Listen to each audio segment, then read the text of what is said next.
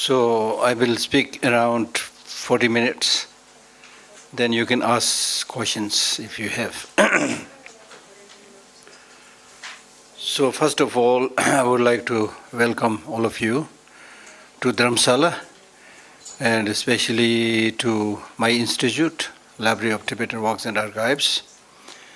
And as was introduced, it is wonderful that people from different places come together for peace, for environmental protection, and that is the need of the hour.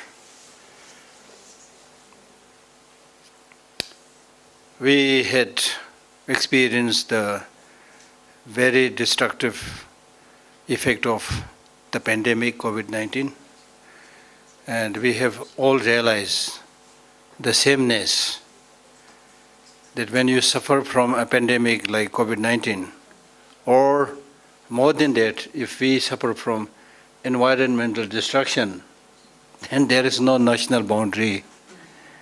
You see? Unfortunately, human beings don't think about this in advance. They are fond of dividing my country, this country, that country, my community, that community, men, women, We are very fond of dividing, not uniting. This actually shows the smallness of our mind. So our mind should be like the sky or the space, which does not divide, which gives space to everybody.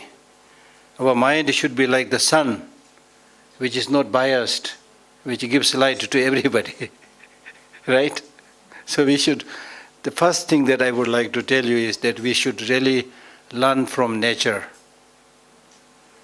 and learn to live in harmony with nature. With the reason, with a clear understanding that we all want happiness, do not want suffering. Make that point very clear. We all want happiness, do not want suffering. Nobody wants suffering. And when it comes to experiencing happiness, we want maximum happiness, everlasting happiness. Right? So now the question is, if that is our inner call, how are you going to get that long-lasting happiness? I have asked this question to many people, to many places, in many countries. When I ask this question, then people normally point their finger here, saying that the main source of happiness is to come from within. That's right. But this is not how we think in our day-to-day life.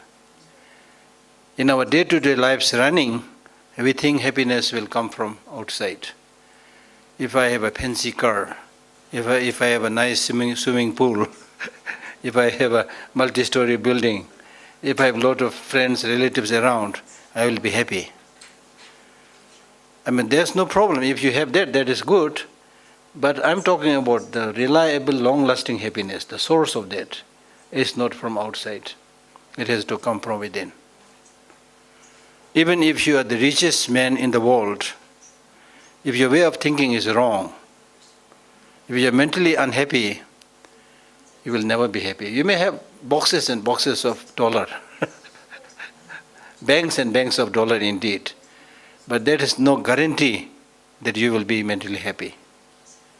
So make that point very clear. Another point that I would like to make is that unless we have loving kindness and compassion, as His Holiness already mentioned to you,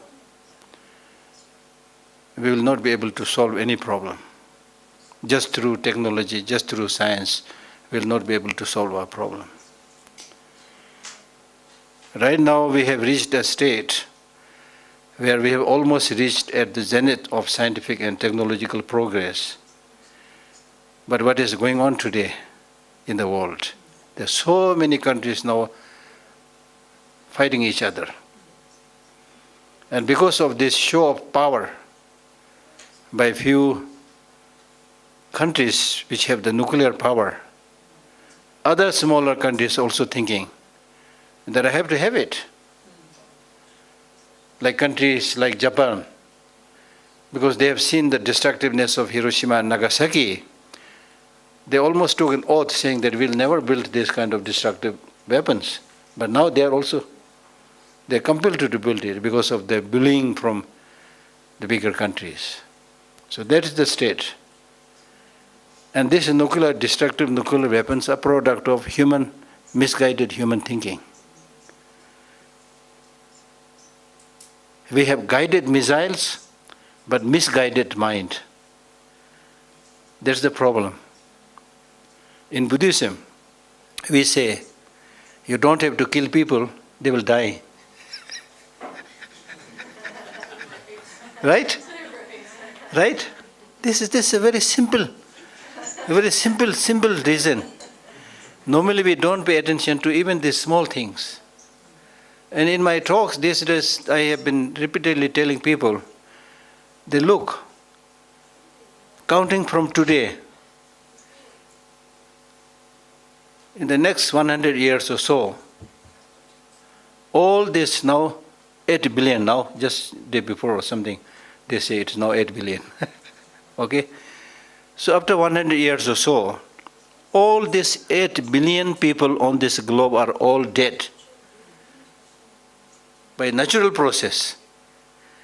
You don't need to kill them. You see, we never think about these things.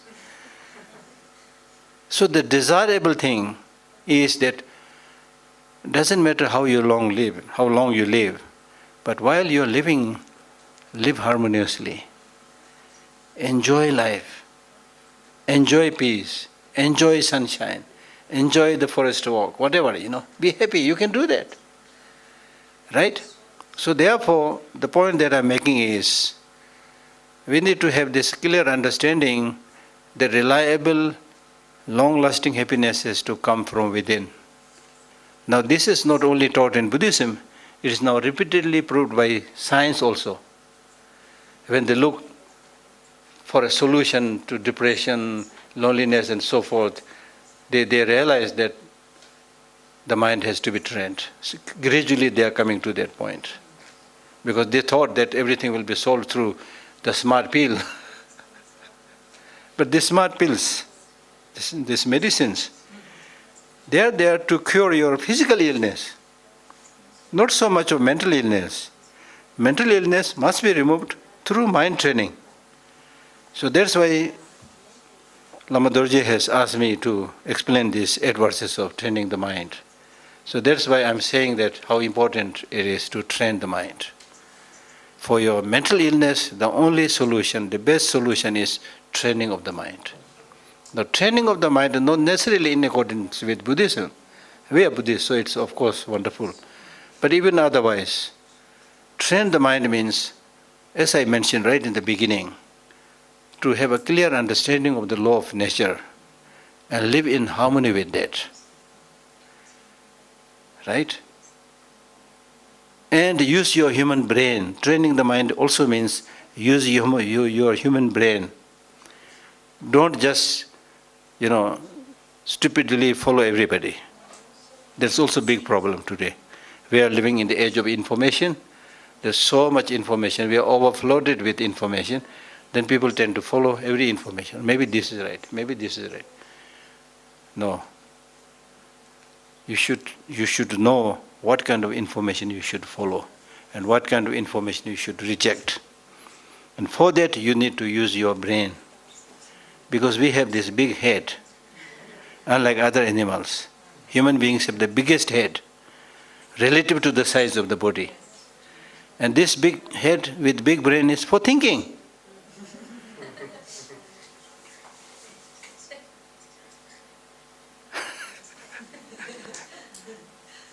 And we are not so good in doing that. So that's why in Buddhism, the first thing that we need in Buddhism is study.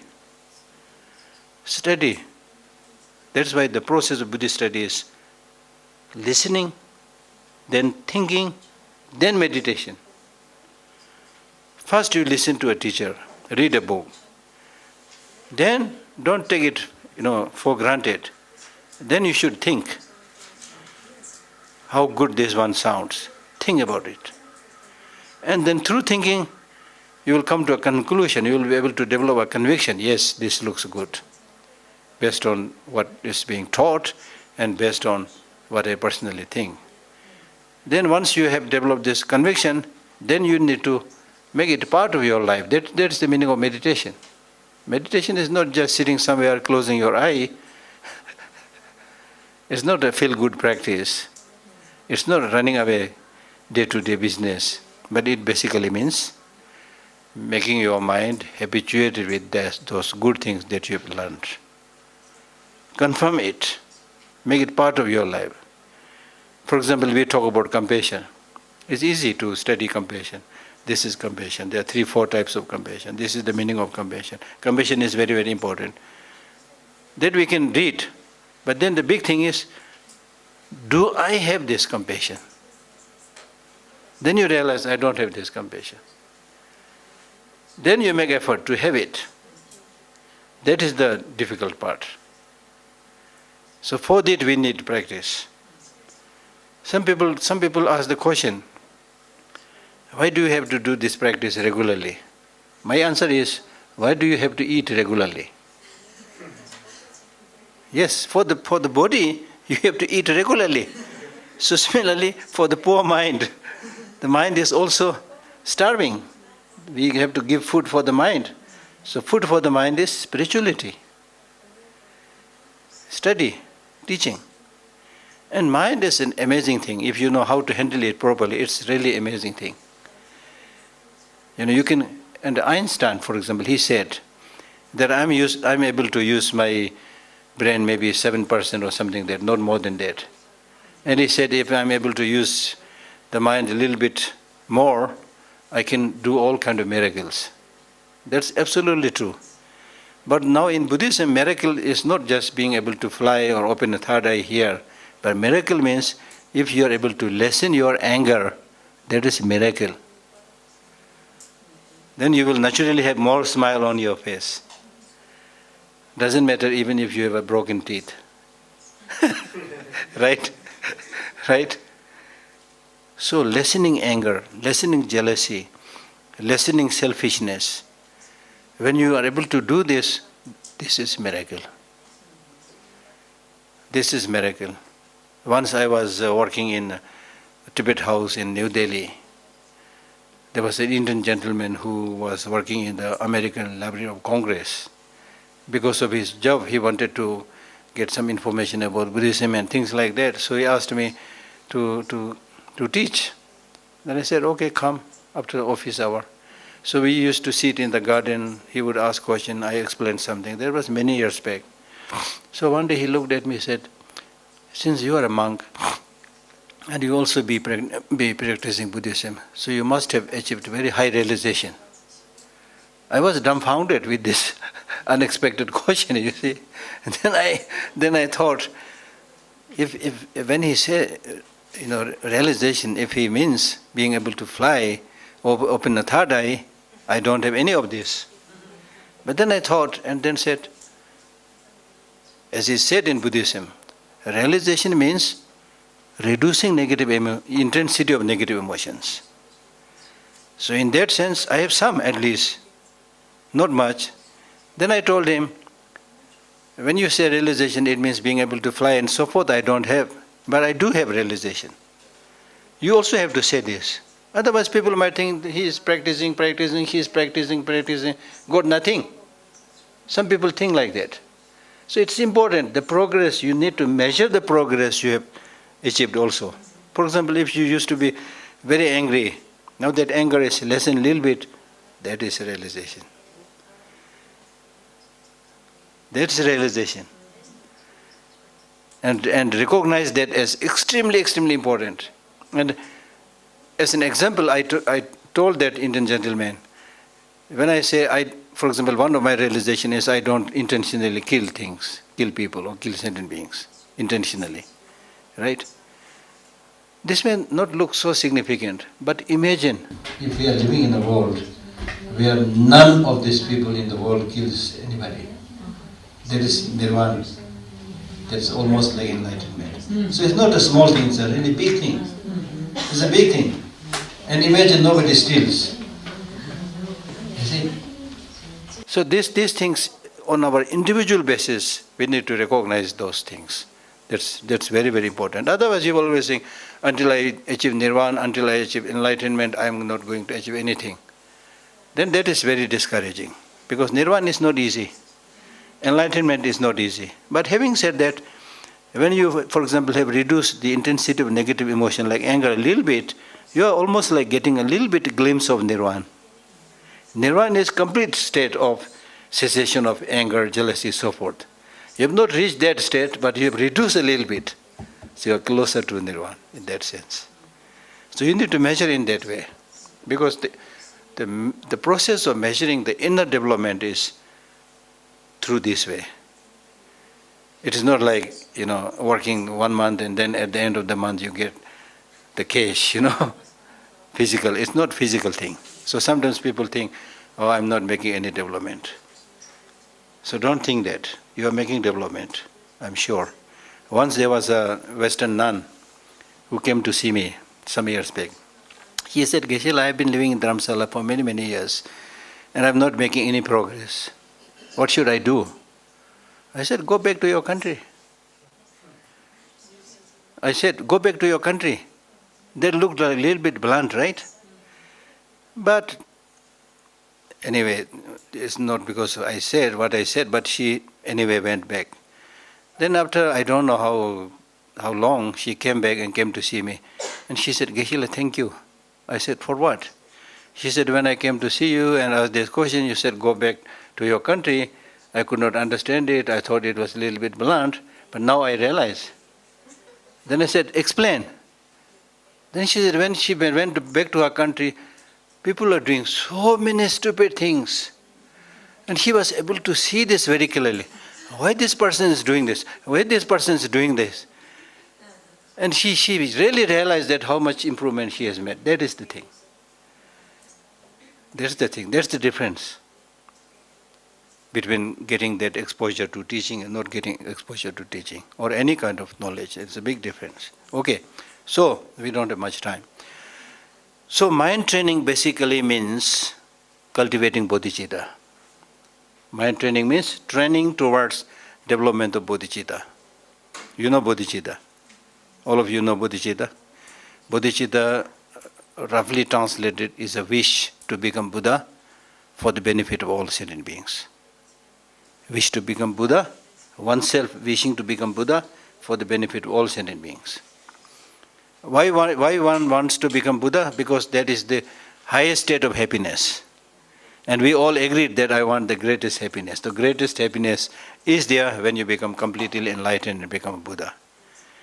Now you aspire to get that happiness or the state of enlightenment not for yourself, but for the benefit of all sentient beings. This is a very important statement. Because if you really want to help all sentient beings, it's not just giving money. Okay?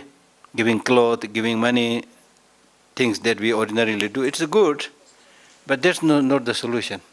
We have this English saying, if you want to help somebody, then don't give that person fish, but teach him fishing. Something like that. Right? Something like that.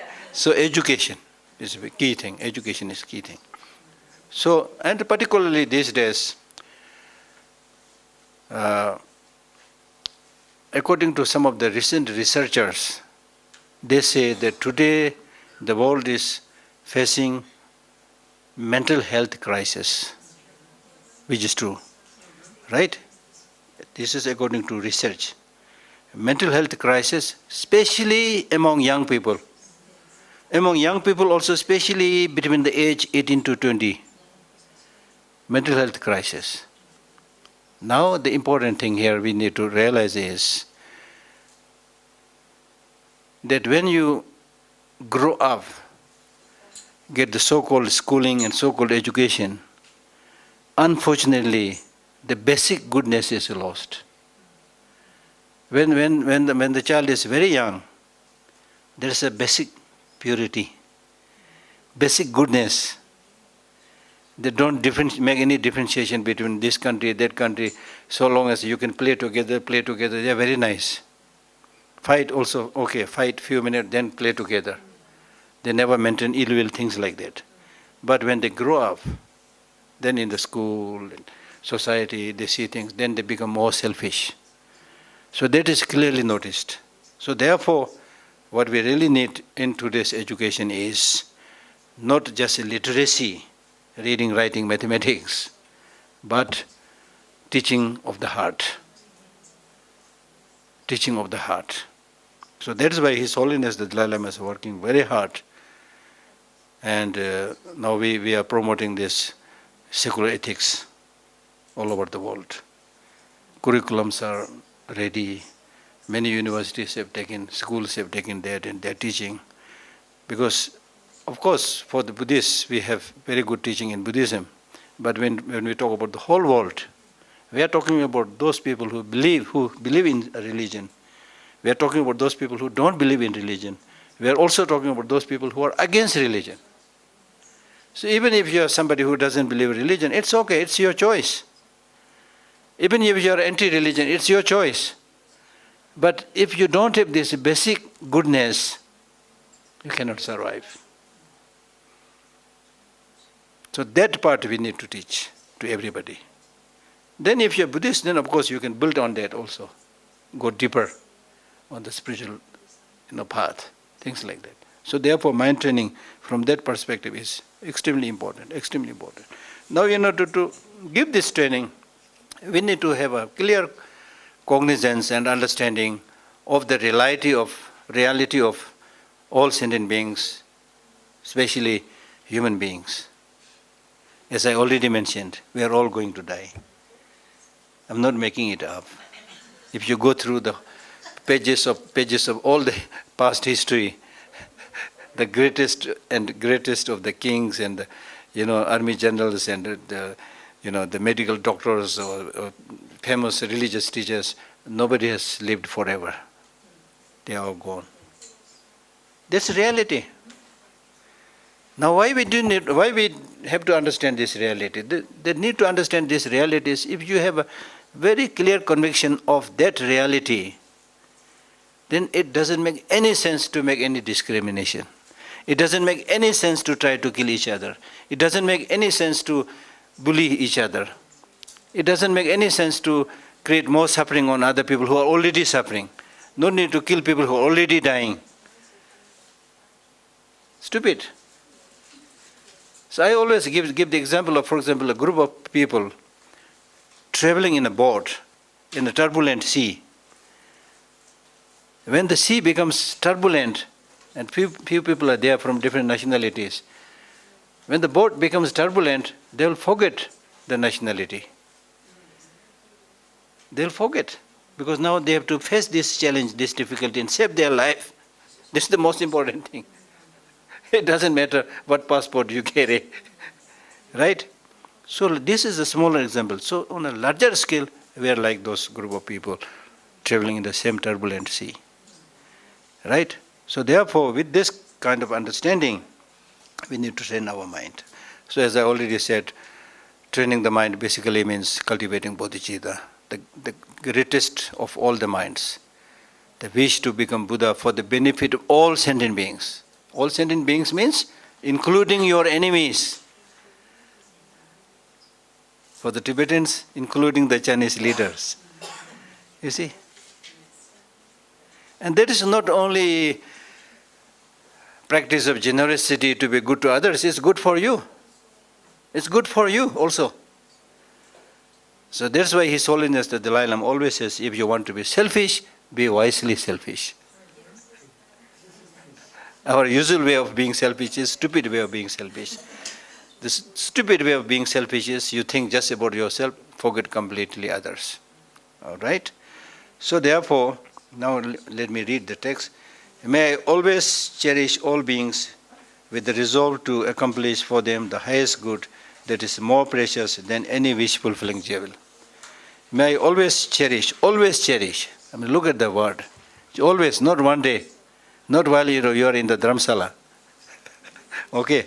May I always always cherish not only human beings, but all sentient beings. All sentient beings, including the tiniest insects, helpless insects. Right? They all want happiness, do not want suffering. Why the insects are moving, wriggling, changing their sides in search of peace? Right? May I always cherish all beings with the resolve to accomplish for them the highest good. With the resolve means with the determination to help them achieve the highest good. The highest good is enlightenment, Buddhahood, or the highest happiness. So therefore, may I always cherish all beings with the resolve to accomplish for them the highest, that is more precious. Now I may or may not agree with all the translations. Okay, the basic meaning is, okay, I know her personally, she's a good translator, but sometimes we may or may not agree. But why I'm saying this is, the highest good that is more precious than any wish-fulfilling jewel means the comparison is not with the resolve. The comparison is sentient beings and the wish-fulfilling jewel. Wish-fulfilling jewel. Okay, regard all these sentient beings more precious than the wish-fulfilling jewel. The wish-fulfilling jewel, it is said, wish-fulfilling jewel or gem, it is said that wish-fulfilling jewel or gem is very important, very costly, right? But it does not have any capacity by itself. It does not have capacity to think and plan and help you. But it is said that if you clean that jewel and put on a banner and do some prayer, then your wishes are fulfilled. There's the story, okay? So similarly, the rest of the sentient beings, they don't have the knowledge of the path to enlightenment. They want happiness, of course. They don't want suffering. But from their side, they are so overburdened with suffering, with short-sightedness, with negative emotion. They don't have any capacity. It's not that people don't want happiness. Everybody wants happiness. But why we are not achieving that? Because we don't know better than what we are already doing. You see? Right? So therefore, the sentient, that is the state of sentient beings. But if we help them, if we guide them, if we show them the path, or if we develop love and compassion towards them, then these sentient beings, in relation to these sentient beings, you can get temporary happiness and long-term happiness. For example, I am talking about practicing generosity, giving.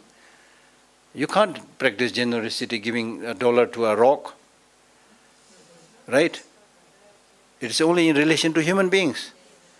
You are able to practice generosity. You are able to practice patience with other human beings. So you are able to develop compassion towards other sentient beings. So irrespective of their motivation, you are able to do these wonderful practices in relation to other sentient beings. So therefore they are so important. No need to think that even though I am benefiting from them, they don't have the motivation to benefit me. That is not important. For example, you regard dollar very important. The dollar has no motivation to benefit you. You regard scriptures, Buddha image important because you get benefit from it. They don't have the motivation to benefit you. Right? So sentient beings, like on a temporary basis or long-term basis, they are extremely, extremely kind. I mean, think about the breakfast that you get on your table. From where all these stuffs come from. Immediately the cook or somebody who is serving you, then from the market, then who made it, who supplied into the market. And especially in today's global world, we are so closely connected to each other that ignoring others is really ignoring yourself. Right? So therefore, developing this wish to benefit all sentient beings is a win-win thing. It's good for you, good for others. Now when you talk about developing this highest motivation of Bodhisattva to benefit all sentient beings, you are definitely talking about in association with other people. So you need to be the second verse is saying that you can't just stay alone and say, may I benefit all sentient beings. That's easy, right? The problem is when you mix with them. You see, it's very easy to talk about all sentient beings. The problem is the next door neighbor, right? So therefore, think globally, act locally. Think globally, act locally. That's the point. So the next verse is saying, we are compelled to live with others, associate with others. So there you need to be very careful. You need to be very careful. If you have a big wound over your body, okay, very sensitive big wound over your body, then you join a crowd. You have to be very careful.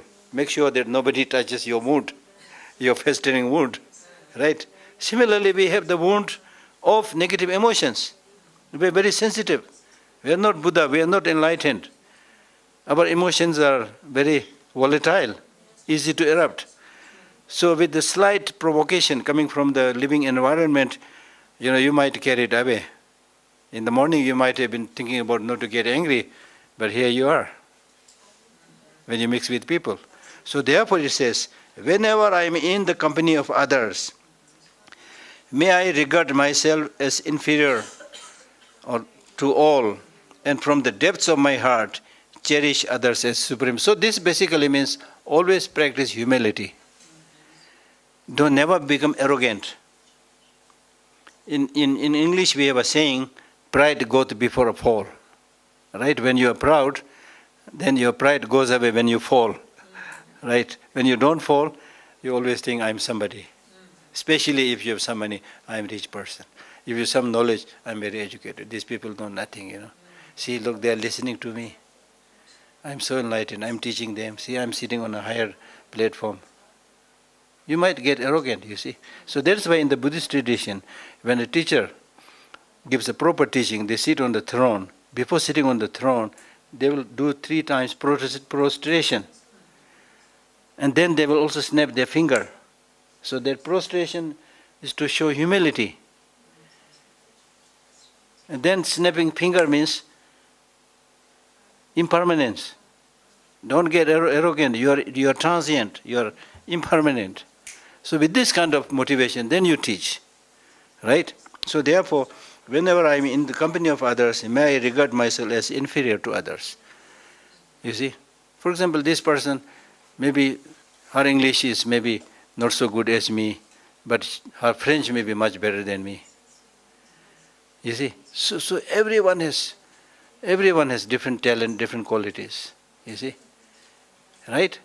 And then more importantly, as I already mentioned, that these people are really like your teachers in terms of cultivating all your positive qualities. So regard yourself as inferior to all.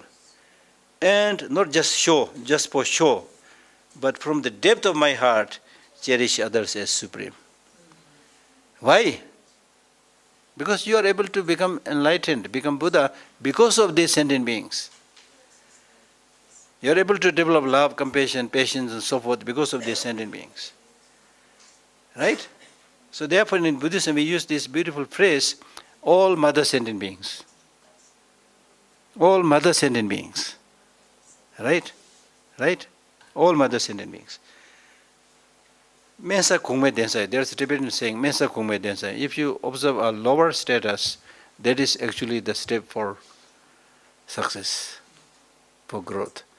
But right in the beginning, if you become arrogant, you're not going to listen to anybody. You think that I know everything. I'm very special, you see. And look at the structure of your physical body. You have only one mouth, 2 ears. That means listen more to others. See more. Look at the reality more. Speak a little bit less. You see? That's how nature has made us. So from the depth of my heart, cherish others as supreme. For me, I visited over 30 countries, including Chile,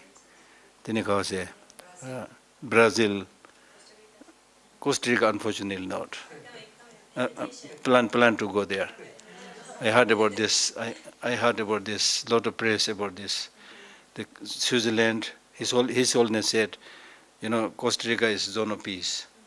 Switzerland is zone of peace. So His Holiness hopes Tibet will be zone of peace in the future. That is his vision, you see. So Switzerland I went many times. So one day I will go to Costa Rica. Anyway, so, and from the depth of my heart, cherish others as supreme. So what I was saying was, based on my own personal experience, I traveled to over 30 countries. Ordinary people everywhere, they're good heart. They're nice people. The majority I'm saying. They are working to get their daily food, look after their family. They are not there to fight with everybody. They are not there to make a nuclear bomb, things like that, you see. Right? So they are good. That must be appreciated. This is also important because of the doing of some of the stupid leaders. People might think that the people all over the world is bad. That is not the case. That's not the case. Okay? In all my actions, now you want to live harmoniously with everybody, respect everybody from the depth of heart, but you fail to do that. You fail to do that, right? You fail to do that because of negative emotions. That's why in the next verse, in all my actions, may I watch my mind. Your job is not to watch other people. Your job is to watch your mind. In all my actions, may I watch my mind. And by watching the mind, as soon as disturbing emotions arise, for example, if you notice that you are getting angry, if you notice that you are developing jealousy, if you notice you are developing negative competition, and things like that, and as soon as disturbing emotions arise, may I forcibly stop them at once. Forcibly stop them at once. In another text called 37 Bodhisattva Practices, Laglen Sudima, Burjum Cheva Geshe Lhakdor. There is a word which says Burjum Cheva. When the negative emotions raise their ugly head, quash them. So that's what he's saying. As soon as disturbing emotions arise, don't say that I will practice tomorrow. No, not like that. Not like that. And one of the teachers that says, for example, if you are getting angry, developing some of these negative emotions, even if you change the direction of your face, even do it like this, that will help you reduce your negative emotion. So don't just keep on concentrating on that negative emotion. Okay? And as soon as disturbing emotions arise, may I forcibly stop them at once. You need to use force here. You need to use nuclear bomb. If you can use nuclear bomb, then use that for the negative emotion. You see? And you can't do that. So here, your negative emotion that is there within you is the real enemy. Enemy number one. Not the external enemy. The external enemy, however negative, bad they are, they will change. They will die. Right? And somehow if they catch you, you can plead, please save my life, I'll do whatever you say. They might spare your life. But the negative emotions, how are you going to run away from your negative emotions? Negative emotions are within you. Not only within you, the negative emotions have already captured the headquarters of your mind. Imagine if the headquarters or capital of a country is lost, that means that country is lost. So now, right now, in the headquarters of a mind, the two foremost negative emotions, self-cherishing attitude and ignorance. These are the king or the prime minister, president, whatever you call it, they're already here.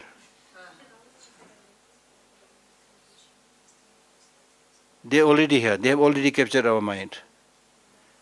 So that's why we need to train the mind. Now train the mind means now in the next election, you need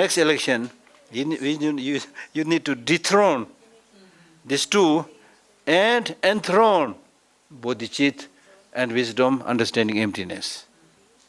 That is the subject matter of this text. The most powerful antidote against the self-cherishing attitude is bodhicitta. And the most powerful antidote against ignorance is wisdom, understanding, or realizing emptiness. Now this you remember. You will read so many other mind training texts, but the subject matter of all these mind training texts, the main focus is cultivation of these two bodhicitta. Conventional bodhicitta, ultimate bodhicitta. So conventional bodhicitta means basically bodhicitta, and ultimate bodhicitta means wisdom, realizing emptiness. Why these two are important? Because we need to fight against these two negative emotions, self-cherishing attitude and ignorance. As soon as disturbing emotions arise, may I forcibly stop them at once, since they will hurt both me. Because if you let these negative emotions stay with you, it will at the end, their job is only to destroy you. Nothing else. They have no other work. In the case of human enemy, they may be bad, but there are some purposes also. But the purpose of negative emotions is only to destroy you. Right? Destroy you and destroy others. All the problems that you see in the world today, major, minor problems, are a result of negative emotions, the wrong way of thinking. And if you change that way of thinking, you can become happy. That's possible. I'm not just talking about it. It's possible. And sometimes, just by one word, sometimes just by one sentence, sometimes just by one verse, a person's mind can change. I've seen that myself. You need to understand the crux of the matter. Right? So they're not so difficult. You need to understand it. So that's the thing. Now when it comes to stopping these negative emotions, again it's not easy, because these negative emotions are strongly entrenched within yourself for many lives, right? And the environment is also very suitable for developing negative emotion, right?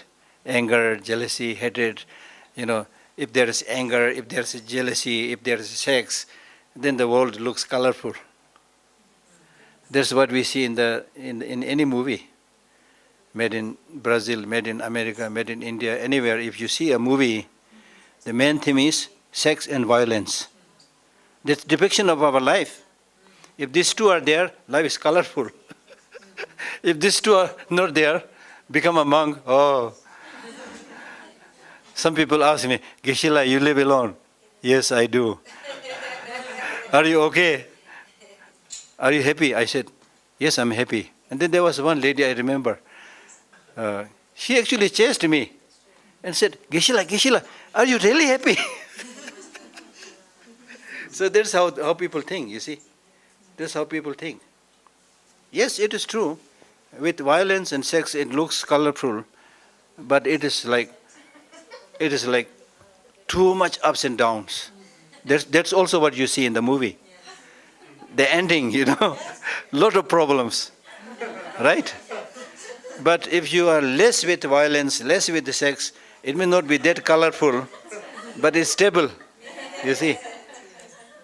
There will be less blood pressure, things like that. So this is, again, I'm not saying this is only taught in Buddhism. Scientifically, they are proving it today. Emotional stability, emotional regulation is so important, okay? So therefore, it is not easy to fight against these negative emotions. Number one, the negative emotions are with you. And we have this very stupid way of thinking that anything that is with you should be okay. When somebody gets angry, they'll say, oh, he's a very hot-tempered person, he's not a good guy. But when you get angry, you say, I have a reason to get angry.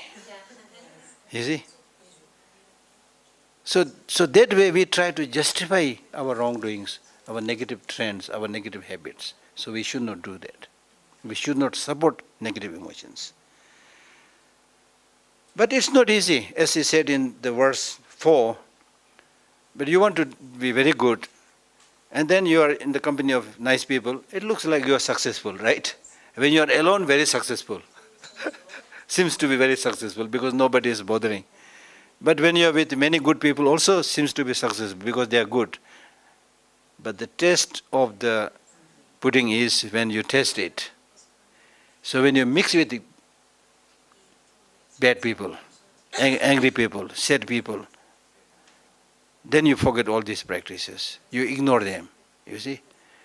It's very, very easy to make friendship with somebody who is mentally stable and who has a lot of money. Very easy. You also feel like going with them, because you will be entertained, But when you mix with a smelly, angry, and a guy, then it's difficult. That's what he's saying. When I see ill-natured people with slightest provocation, they will be angry. For example, if you give them a cup of milk to drink to a person with ill nature, and then he takes it. I saw it. You see, he will forget that somebody has given you this milk, but because of the fact that your mouth is burnt, he will throw the cup and break it. Ill-natured people, you see. When I see ill-natured people overwhelmed by wrong deeds and pain, they engage in all kinds of wrong deeds, taking hashish, LSD, whatever. I don't know all the bad things. They are sunk in that quagmire of negative deeds, you see, and pain. And how people get into these wrong deeds?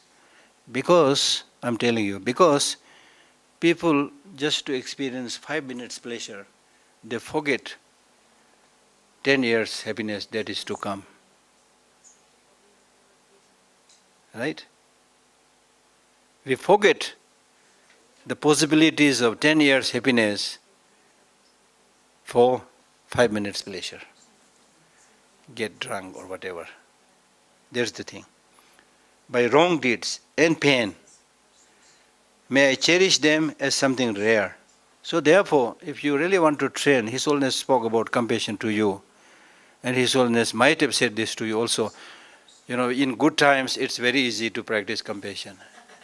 You sit in your comfortable bed and then say, may all sentient beings, are without suffering. That's definition of compassion. But the problem is when you meet these ill-natured people, angry people, who are yelling, shouting against you, whether you are having done anything wrong. So the real test of practice of love, compassion and patience is when you encounter such problems and challenges. In the face of these challenges and difficulties, if you are able to maintain your sanity, maintain your calmness, then your practice is successful. Then you will almost like being able to taste the flavor of compassion. And there will be so much satisfaction when you achieve that success in such a difficult situation. And it is possible. We are not just talking about impossible things. It is possible. Let me give you this example of one Tibetan monk who remained in Chinese prison for many years, over 17 years. He was a monk from Namgyal Monastery. His Holiness the Dalai Lama knew him before he left Tibet. Then somehow he remained behind and he was imprisoned for 17 years. Then after that he was able to come here in Dharamsala. I met him. I helped him go to the hospital, things like that. He's now no more, some years before he passed away. So one day His Holiness asked him to come to see him. So he came to see His Holiness, and His Holiness said, since you remained in the prison for many years, you must have faced some, difficulty, some problem, some risk. Did you? He said, yes, on few occasions. Then His Holiness thought that must be the risk of his life. And he asked, was that the risk of your life? He said, no, not the risk of my life. The risk of forgetting compassion for the Chinese torturers. For all these years, however, bad things done to him by the prison guards, he was always practicing compassion. Poor people, ignorant people, they are doing all these bad things to me without any reason. They have to suffer the consequences in the future. He was thinking like this, you see. But sometimes the torture is so intense that he was saying, I face the risk of forgetting compassion. And it is because of this, I have personally met so many Tibetans who remained in Chinese prison for so many years. And when they were interviewed by some of the Western journalists, they can't believe their eyes. When the Tibetans say, I remained in Chinese prison for 10 years, 20 years, 15 years, things like that, they are not believing by seeing the resilience which is there intact still. That is possible. That's possible. Right? So mind training, as I mentioned, miracle, you see, possible. So when I see ill-natured people overwhelmed by wrong deeds and pain, may I cherish them as something rare, something rare. Don't run away from them. See, that's the opportunity. As though I had found a treasure trove. Because the real change will come when you face the challenges. When you don't run away from challenges, when you don't run away from difficulties. That's why Shantideva in his Bodhisattva way of life says, suffering is introduction to happiness. The real suffering, it's by facing those difficult challenges that you learn so many things, new things which others could not. You become almost like trailblazer, you see. Right? So that's important. When someone out of envy does me wrong by insulting me and the like, may I accept defeat and offer the victory to them. Now this is also possible. This is also possible when someone out of envy, there are many people who are jealous, you know. Their envy is a little bit milder word. I might put jealousy. But when some out of jealousy does me wrong by insulting me, there are many people who do like this, you know. Again, this is a very interesting human nature. That for example, if I talk about goodness of somebody, oh, he's such a good person, he's compassionate, then that other fellow will say, yeah, he may be compassionate, but, you see, he will not join me wholeheartedly. He will say, I know the other side also. You see, so that's wrong. When you talk about good things of others, just say the good things. Maybe there will be a time when you can talk about the bad things also. So we have this tendency of being jealous. For example, if somebody says, Geshe, you are giving such a good teaching, I may feel very happy.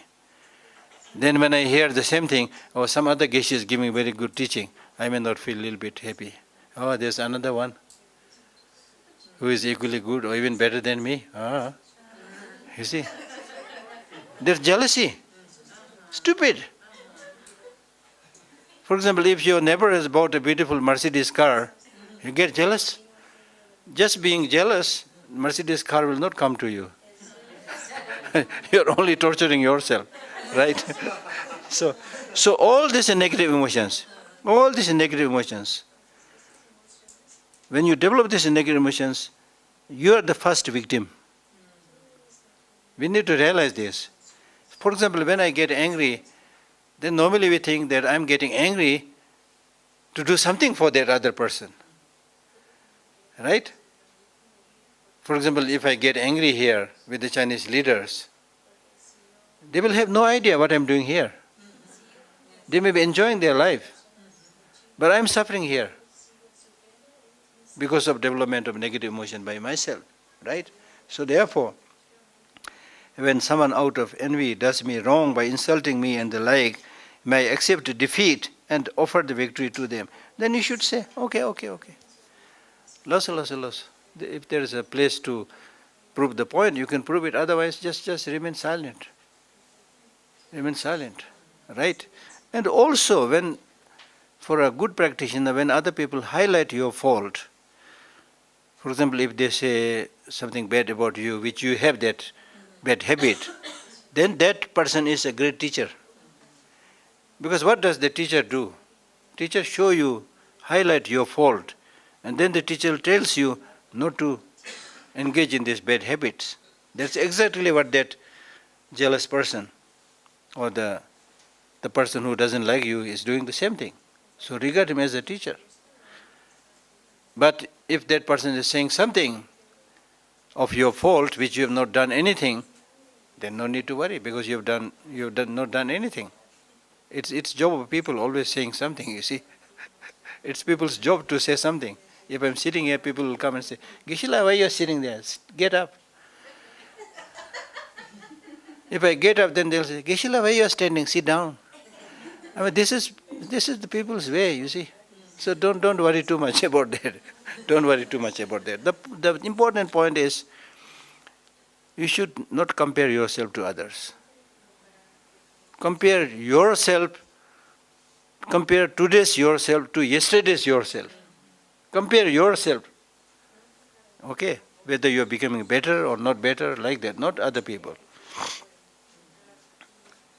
Even if someone whom I have helped and in whom I have placed my hopes does great wrong by harming me, may I see them as an excellent spiritual friend. Now, this is again another difficult practice. Sometimes we may be helping some other people, have been very kind to that person, but that same person, instead of repaying your kindness, be it your husband, be it your wife, be it your brother, sister, whoever, to whom you have been helping a lot, but this person does something which you cannot even imagine. Those things happen.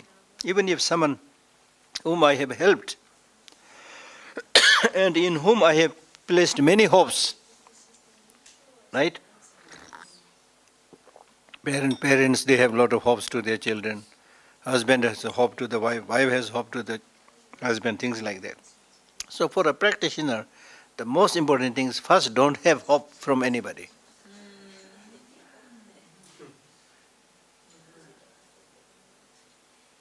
When you help other people, just help, then forget. Sun has been giving sunshine, warmth to us for so many countless eons. But did the sun expect anything from us? The 4 or 5 elements, they are the source of our nourishment, helping us for so long, but they are not expecting anything from us. So that is the Bodhisattva way of helping other people. Contrarily, if you do something with the hope to get something, then that something is not returned, then you get angry, you see. So that should not be there. Okay? Also, if you do something good to others and then you are expecting something, it means you don't really love that person.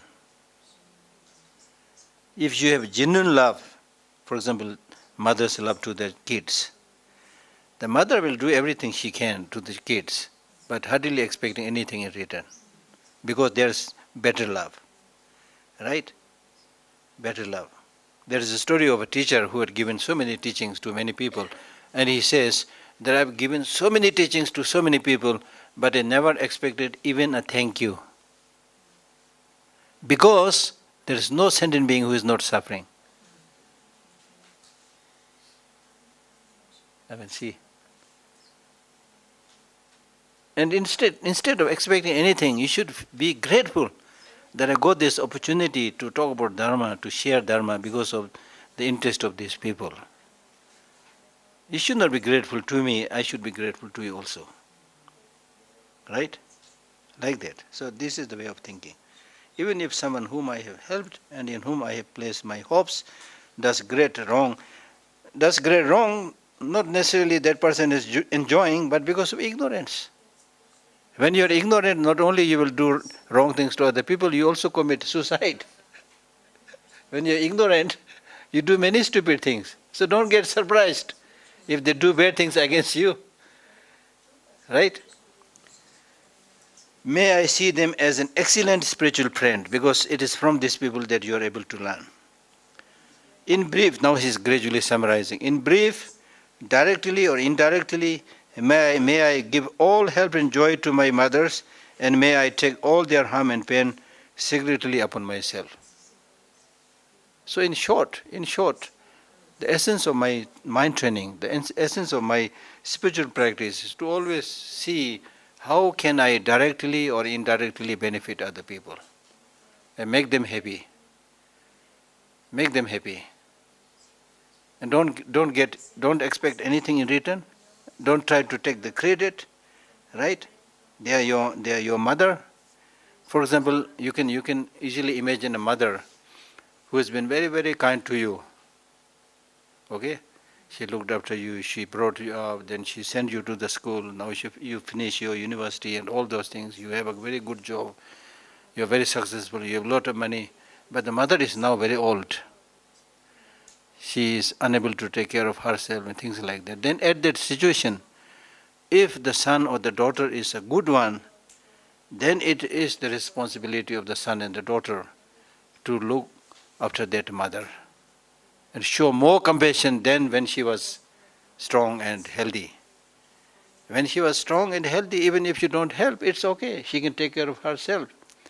Now she is finding difficulty to look after herself. Therefore, it is your job to look after them. So likewise, the rest of sentient beings, however they present themselves to you in many forms, in good forms or bad forms, but deep down they are all suffering. They all have problems. Problems of ignorance, problems of computation, problems of hallucination, things like that, right? So therefore, your job is to make them happy. And if by doing something, if you are able to bring smile on the face of one person, you have done a good job. You have done a good job.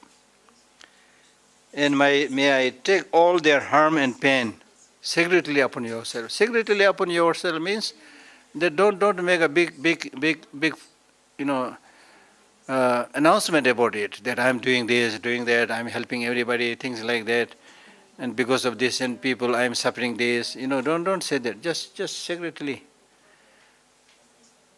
Don't make a big issue out of it. It is something that it's your job actually. If you are a practitioner of the path of the bodhicitta, it is your job. For example, you feed yourself all the time. You give yourself breakfast, lunch, dinner, wash your clothes. For how many years you have been doing this for yourself? Have you expected thank you from anybody? I've been looking after myself for so many years. I've been feeding myself. There should be at least one person who say thank you. You don't expect that, right? Because this is something that needs to be done, and you are doing it. There's something that needs to be done, you are doing it, that is enough. So similarly, helping other sentient beings is also like you are taking your own food or looking after yourself. Don't expect thank you. Okay? Finally, the final words. May none of this ever be sullied by thoughts of worldly concerns. May I see all things as illusions, and without attachment gain freedom from bondage. So that means, so this first 7 verses talk about the bodhicitta, conventional bodhicitta. The last one is talking about ultimate bodhicitta, the wisdom realizing emptiness. Now wisdom realizing emptiness means whenever you engage in this conventional practices of cultivation of bodhicitta, make sure that they are not sullied, means they are not contaminated by worldly concerns, worldly concerns. Worldly concerns means for your name, for your fame, things like that. Let me read something very interesting from somewhere.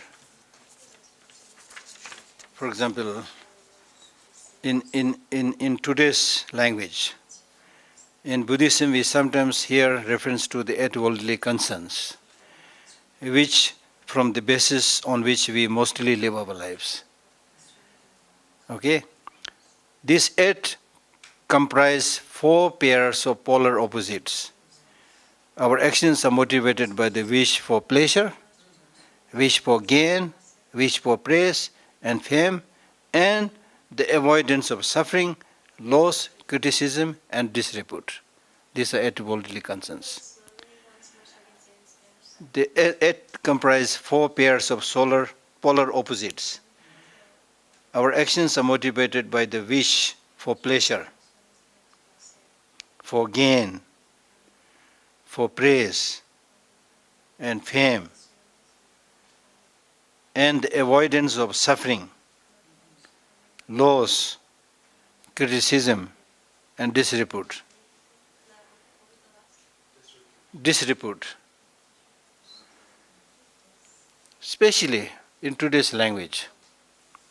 We live in a culture where people seem prepared to go to ever more desperate lengths to achieve their 15 minutes of fame. A flick through the staple fodder of TV game shows and competitors, where contestants are rewarded for being bitchy or boorish or otherwise humiliating themselves, suggests there are no depths to which some people will not sink just to get some kind of fame. People will not sink just to get on TV. Why do so many of us feel the need to sign up hundreds of friends on social networking sites when we really have no idea who they are? Why do we feel such a strong need to be known and recognized? This is because of this strong self-cherishing attitude. I, me, mine. This is not only very strongly highlighted in the Buddhist teaching, but according to the scientific findings also they say that people who make lot of references and talk about I, me and mine, they are prone to all kind of illnesses, including heart attack. Heart attack. Why? Because when you talk only about I, me and mine, your focus becomes very narrow. You develop tunnel vision. And within that small focus, even a small difficulty, problem seems to be unsurmountable. But if you think bigger, you may have problem. I'm not saying you don't have problem. You may have a problem, but compared to many other people, this is insignificant. You see? So then you are able to, oh, it's not only me, there are so many other people suffering. You see? So you will never get bogged down with your personal tragedy alone. So therefore it is so important to develop this wider perspective and holistic attitude. But if we are truthful, most of us are unnervingly similar in the way that we worry about other people think of us. The main reason is what other people will think about us. If I wear this cloth, what he will think, what he will think. You are a puppet. You are making yourself a puppet, you know. In the case of the puppet show, you know, there's somebody pulling the strings, you see.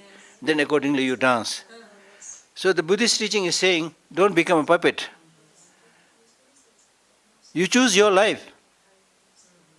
Don't pay too much attention what other people think, you know. Right? Your life is your life. It belongs to you, not to other people. Right? So that's important. We long to be accepted. You see, the great teachers like Milarepa, they don't worry about what other people think. They do their business. They do their job. You see? And even great thinkers like Einstein also, they don't worry about what the other people think, you know. One day he was to give a famous talk and he was not coming. The time was already up. Then his wife goes to see Einstein. He was still working with his dirty pajama. Then he said, Einstein, you need to go quickly to give the talk. Change your pajama. Then Einstein said, I suppose they come to listen to my talk, not to see my pajama. You see? You see? So if you have this internal integrity, you know, you're not worried about the look. When you are hollow inside, then you're worried about the external appearances. You see? Right? So we long to be accepted, to be thought of as successful, likable, smart, as go-getters, high flyers, out-of-the-box thinkers. the so-called out-of-the-box thinkers, people are always talking, think out of the box. But actually think inside the box, not outside, inside the box. Perhaps as modest or unassuming or whatever trip we happen to be on, we suffer from status anxiety. Whether we call it the desire for praise and fame or status anxiety, it is a dynamic we encounter everywhere.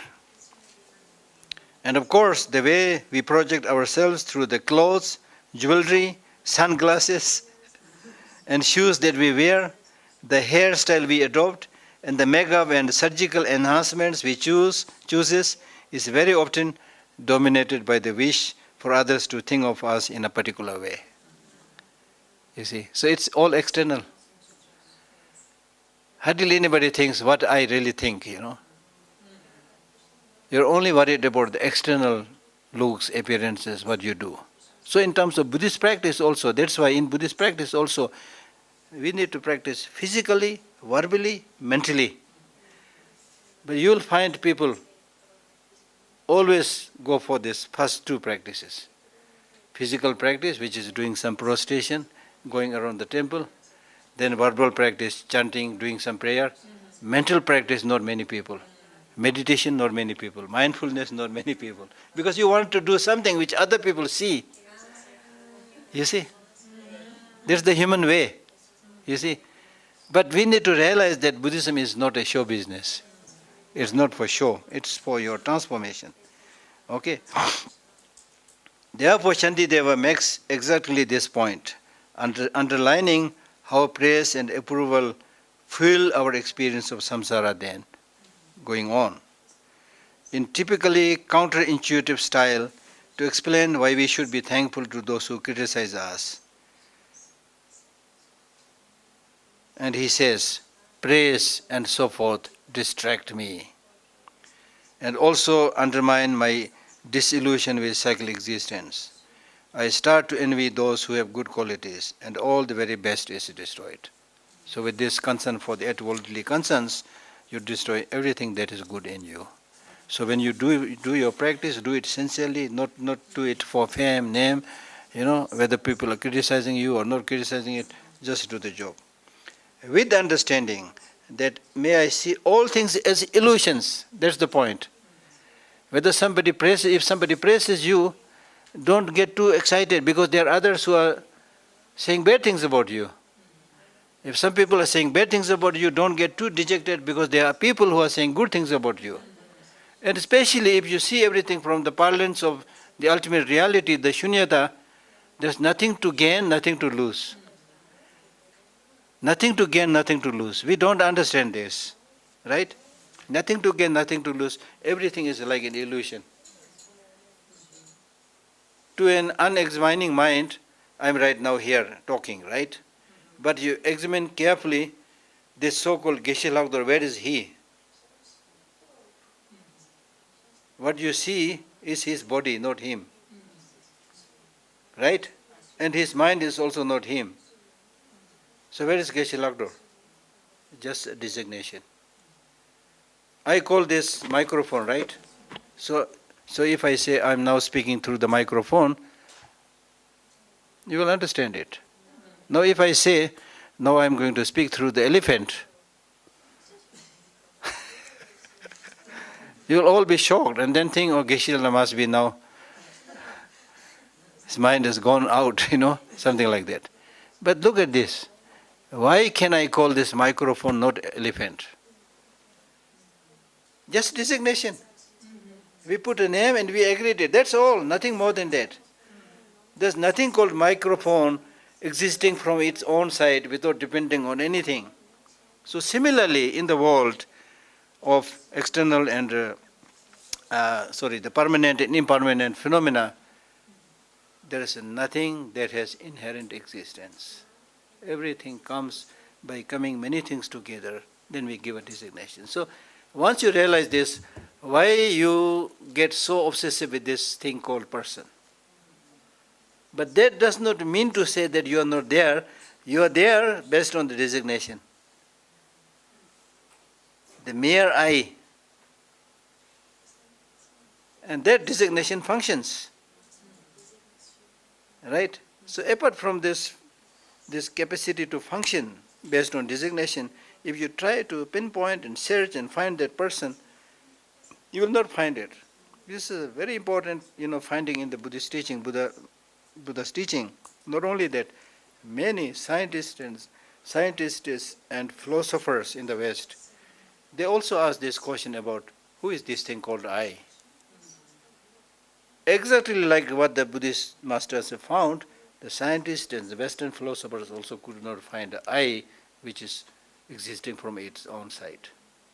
So they call it slippery notion. I is a slippery thing. You can never catch it. You see. So it's like illusion, like a dream. When you're dreaming, it doesn't have the real existence as we have when we're awake. But that doesn't mean that the dream cannot affect you. You might get a nightmare and you get very frightened, very sad, and you get another dream where you win $1 billion lottery. You feel very happy. But when you wake up, nothing. So right now the pains and the pleasures that we are experiencing seems to be true because we are not awake. That's my point. So when you wake up, then there's nothing to lose, nothing to gain. So therefore, why worried about praise and, defamation and things like that? All right? Thank you. Coverless. I think we already passed 1 hour. So 1 or 2 questions. Just 1 or 2 questions. Oh, hello. Yeah. Oh, yes. Yeah. Okay. So when you talk about disturbing emotions arising Yeah. and you want to smash them, Yeah. what's a good technique? You talked about turning your head. I thought that was really good. Turn your head to just kind of change it. Is there any other good thing that you've learned that can help in that moment? So I would strongly suggest that you read Shantideva's Bodhisattva Way of Life. Because if you read these texts, Shantideva clearly says that negative emotions are very opportunistic and they are very cunning. They'll come in many forms. For example, if you are becoming a victim, then anger will come to support you. Don't get discouraged, I'm here, you see? Right? And if you're in need of something, attachment will come. So they all seem to be helping you, supporting you, right? So that is why the scientists, they don't talk about bad emotion and good emotion. They always say emotions, all emotions are necessary. Right? So this is another point you need to think. But in Buddhism we say the we make a distinction between positive emotions and negative emotions. Negative emotions must be weakened, they must be eliminated. By all means. Sometimes in this text it talks about quashing it forcibly. But sometimes, as I said, just as when we fight the enemy, external enemy, we have to adopt many ways. Sometimes running, sometimes a little bit avoiding. You see, for example, if you are constantly getting angry with somebody, then sometimes just avoiding that person will help. So different techniques. But the most important thing is relate it to your own personal experience and see whether anger is making you happy or miserable. That's the point. Not just read the text. Yeah. And based on our own experience, there's nobody who will say that today I was angry, so I really enjoyed the day. There's nobody. Right? Similarly, there's nobody who right in the morning makes a motivation saying that today I will get angry. Right? So recall those experiences, those moments when you got angry and the mess that you created. Recall that. That's an open book of your life's experience. Learn from that. Then see whether these negative emotions are really useful or not useful. Right? Can you repeat the name of that book? Shantideva's Bodhisattva Way of Life. Got it. Yeah, you can buy it from our bookshop here. Yeah, it's available here. Yeah. Thank you. Okay. Could I add just a little addition to that question? Yeah. Because sometimes it feels like the negative emotions can be so sneaky, and that even within my practice, the aggression can come forth towards, because all the metaphors of fighting against the negative emotions, it feels like they can be imbued with aggression that sometimes can feel skillful and sometimes it can feel unhelpful. Generally speaking, they are, at the end of the day, not helpful. Sometimes it looks like they are helpful. For example, if somebody has been bullying you for a long time, right? And on all those occasions when you are not able to say anything, do anything, you are timid, you don't have the courage, then suddenly on another day you got angry and you are able to say something, do something, then you think the anger is good, it helped you. But yes, it is true that when you get angry, you got some energy, but that energy is essentially blind energy. So it is not sure whether it will hit the target or not hit the target. Okay? Thank you. So the important point that I really want to make you understand is, if you study carefully these negative emotions, they have no solid foundation, number one. They are not supported by any reason. Then these negative emotions are normally narrow-minded. They are narrow-minded. For example, when I get angry, I will never say, people might say I'm angry with the whole world, but they're just saying it, but nobody will really get angry with the whole world. When you get angry, you are really getting angry to somebody. She is the one. He is the one. So mind becomes narrow and you want a target to hit. And then when you say, ordinarily between boy and girl, when you have love, then I love her so much. I love only her. Seems to be a big declaration. But the stupid thing that's saying is only this lady. In Buddhism we are talking about loving everybody, not just one person. You see? So therefore this narrow-minded, so these negative emotions are really, they are suffocating. They are suffocating, they are narrow-minded, they are short-sighted. Whereas the positive emotions by nature, they have a solid foundation, they are open-minded, they are comprehensive, they are unifying, and they can bring harmony in everything. Because they are, at the end of the day, in harmony with the law of nature. Okay. I've been studying the Lojong training book by Charlie Rinpoche, and there's this one aphorism that I've been thinking about I think about it all the time, and I'm wondering if it relates to, the aphorism is, regard all phenomena as dreamlike, and I'm wondering if that's related to, may I see all things as illusions. Yeah, true. So the question, illusion or dream, yeah. I guess I don't understand, to regard everything as dreamlike, does that mean to not take things seriously? Or that it's, I guess I don't understand that. I already gave you the example. Okay. In your dream, if you get the dream of winning $1 billion, you're very happy when you're dreaming. But when you wake up, you don't have even single dollar. Right? But you don't feel sad, because you know that was just a dream. Right? So that kind of stance should be there in our life also. For example, if you lose somebody, it's like a dream, you see. When you get very famous, also like a dream. So with that kind of understanding, you don't get carried away. You don't get stuck with anything. Otherwise you get a little bit of fame, you get puffed up. I'm somebody special. You see? You get stuck, you get obsessed with things. Okay? Yeah. So I have a question about negative emotions, and you were talking about crushing those negative emotions. And there's the negative emotion if you get cut off in traffic, Yeah. you know. And it's a very easy negative emotion to overcome because there's nothing personal to that negative emotion, you know? It's a moment in time.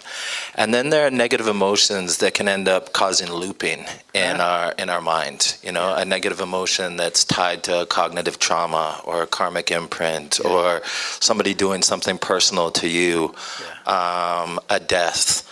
A negative emotion that you feel keeps on reoccurring, and by crushing those negative emotions, are you putting bandages on those negative emotions by using mantras or distractions or the different tools that we have to use? And is there a path to go to root cause to eliminate that by identifying what it is within that is causing that looping? Yes. And can you speak to that a little bit? Yes. So therefore, that's why we say the last verse is really talking about removing ignorance. All negative emotions, they have their root in ignorance. Now, ignorance means misconception of reality. Misconception of reality.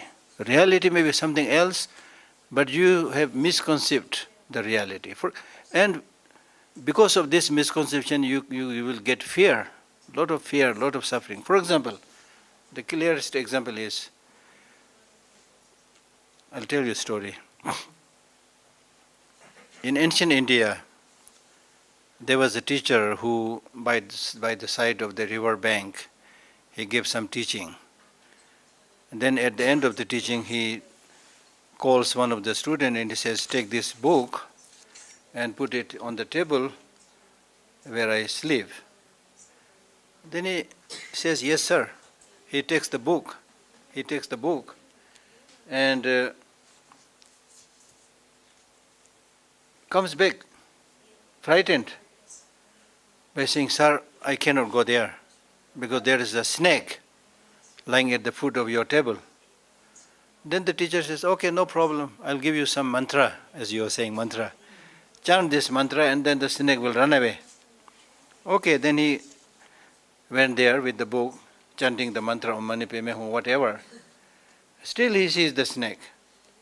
And he says, sir, your mantra didn't work.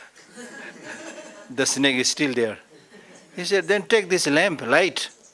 Then he took the lamp, and as soon as he reached closer to the so-called snake, there was no snake.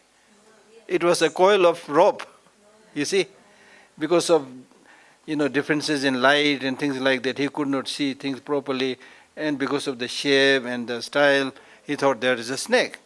There's no snake, but he was really frightened as if there is a real snake. So in our life, many of the problems, sufferings, they are really result of misconception of reality. And we can get equal fear as if it is real. That's the thing. Now, for example, you give the example of getting stuck in a traffic. Answer to that is here. Grant me the serenity. This is not from Buddhism. This is prayer by Epictetus, a Greek philosopher. Grant me the serenity to accept the things I cannot change, the courage to change the things I can, and the wisdom to know the difference. What you can change, what you cannot change. This is from Greek. Similar thing found in verse 10, chapter 6 of Shantideva's book, which I mentioned. Why be unhappy about something if it can be remedied or changed? And what is the use of being unhappy about something if it cannot be remedied or changed? Right? Not everything that is faced can be changed, but nothing can be changed until it is faced. Right? So these are like beautiful things. Beautiful things. There are many quotations like that. So therefore, the important thing is you need to see whether these negative emotions are really useful or not useful. And once you see them as not useful, in fact, destructive, you need to see that.